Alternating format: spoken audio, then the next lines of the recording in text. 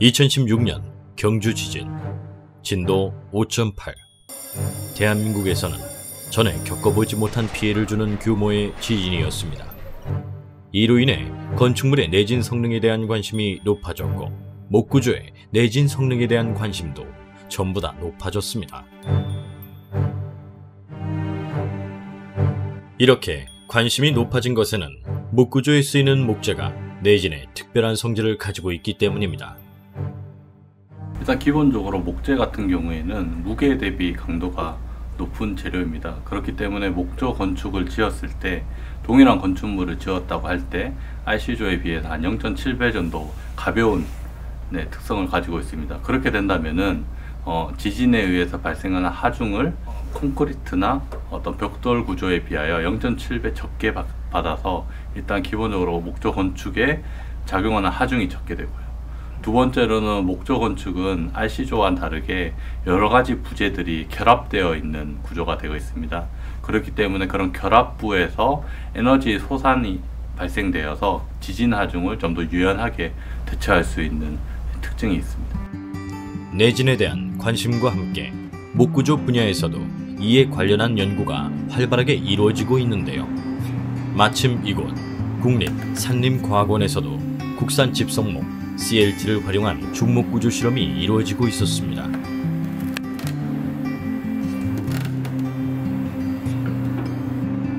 본 실험은 내진 성능 테스트를 하는 실험입니다.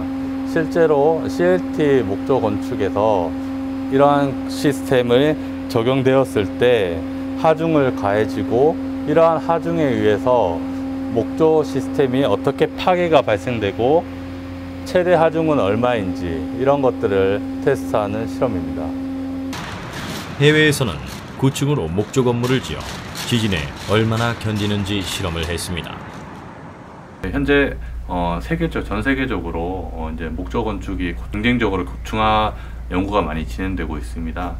저희 이탈리아 같은 경우에는 한 7층 규모의 소피 프로젝트를 통해서 목조 건축물이 실제로 내진 성능이 우수하냐 안 하냐에 대한 연구를 진행한 게 있는데요. 7층 규모의 건축물을 축조한 다음에 그것을 지진을 발생시킬 수 있는 진동대라는 실험 장비에 넣어서 그것들을 테스트하였을 때 어느 한 부분도 크게 파괴가 발생되지 않은 것들을 확인을 할 수 있었고요. 그때 사용된 지진, 재현된 지진은 고베 지진으로 진도 7.0 이상의 지진을 재현하였을 때 목조 건축에는 아무런 피해가 없었다는 것을 연구한 적이 있습니다. 특유의 탄성을 바탕으로 진도 7까지 견딜 수 있는 목구조. 앞서 1편에서 이야기한 중목구조, 철물공법의 경우 진도 9까지 내진 설계가 가능합니다. 그렇다면 건축 현장에서는 내진 설계를 어떻게 적용할까요?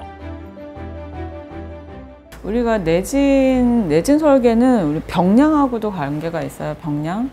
옆으로 미는 힘에 지지를 해야 되기 때문에 일단은 뭐 경량 구조의 벽체도 그 내력벽이라서 옆으로 미는 힘, 핵력에 대해서 내진 설계가 가능하고 뭐 중목 구조도 그 사이에 그 구조 벽체를 내력벽으로 넣는다든지 아니면은 개방된 곳은 이제 브레이스, 가세를 넣는다든지 해서 내진 설계가 충분히 가능한 그리고 기둥하고 보의 접합부에 넣는 철물을 그 내진에 맞는 내진 성능에 맞는 철물을 집어 넣음으로써 내진 설계가 충분히 가능합니다. 네. 경주, 포항 지진 이후 대한민국에서 짓는 모든 건물은 내진 설계를 점차 강화하는 추세입니다. 이에 목구조 건축을 할 때도 허가를 받기 위해서는 내진 관련법을 준수해야 합니다. 건축물의 구조 등에 관한 규칙이라는 법률이 있습니다. 거기에 보면은 이제 어떤 설계가 발생되었을 때 그런 설계가 실제로 구현될 수 있는지에 대한 것들은 검토를 하게 되는데 그거를 이제 구조 검토라고 하고요. 구조 검토는 특히 이제 건축 구조 기준에 따라서 실시하게 되어 있습니다. 경주 포항 지진에 의해서 지진 피해가 많이 발생하다 보니까 그걸 점차 강화하고 있는 추세입니다. 일례로 뭐 건축물 2층 이하 규모에서는 주택의 경우에서는 원래는 내진 성능이 필요 없는 상황이었습니다. 하지만은 이제 광주 포항 지진에 의해서 2층 이하의 건축물도 모두 이제 내진 성능을 만족해야 되는 부분이 있고요. 가공도를 그리는 캐드캠 시스템 자체가 그 내진의 일본 기준이긴 하나 이렇게 진도 7에 맞게 기본적으로 설계가 되어 있고요.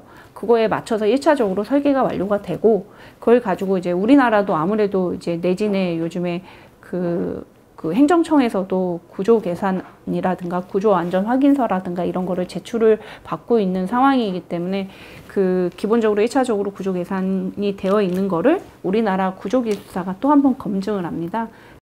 그런데 소규모 건축 구조 기준에 부합하는 경우 별도의 내진 설계는 없어도 됩니다. 소규모 건축 구조 기준이라고 내진 설계를 미리 다 해놓은 구조 기술 방법이 있습니다. 거기에 따라서 건축물을 짓는다면은 내진 설계 검토를 굳이 받지 않아도 건축물을 지을 수 있기 때문에 그렇게 진행되고 있는 것으로 알고 있습니다. 이 편에서 소개된 한그림 목조관은 건축을 위해 국내 연구진이 내진 분야에서도 많은 연구를 했고 국내 내화 기준을 통과해 허가를 받았습니다. 건축구조 기준등에 관한 규칙에 따라서 건축구조 설계를 진행을 하였고요. 거기에 따른 검토는 건축구조 기술사를 통해서 진행을 하였습니다. 아무래도 건축구조 기술사들은 이제 철근 콘크리트에 대한 전문가들이 많기 때문에 거기에 해석에 들어가는 접합부의 성능이랄지 구조용 직교 직선판의 전단 성능, 아니면 벽과 벽 사이의 전단 성능, 아니면 접합부에 갖다 성능들을 저희가 이제 제공을 하였고요. 그러한 것들은 이제 시뮬레이션을 통해서 구조 기술사가 검토한 후에 충분히 입증할 만하다라고 하여서 설계 허가가 이루어지게 된 것입니다.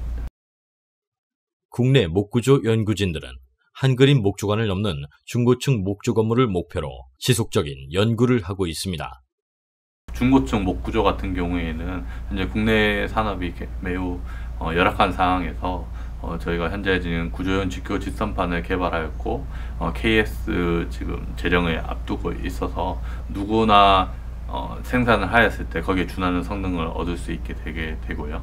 그리고 어떠한 내진 성능이나 저항 성능을 견딜 수 있게 접합부나 어떤 철물들을 설치할 수 있는 방법들에 대한 것들을 저희가 정립을 하고 있기 때문에 실제로 이제 국민들이나 어떤 공공기관에서 실제 축조 실현을 할 때 도움이 되는 데이터가 될 수 있을 것 같습니다.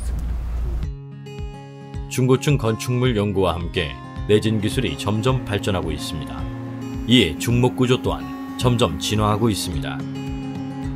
이러한 기술의 발달로 점점 강해지고 빈번해지는 지진에도 피해가 없는 준비된 날을 기대합니다.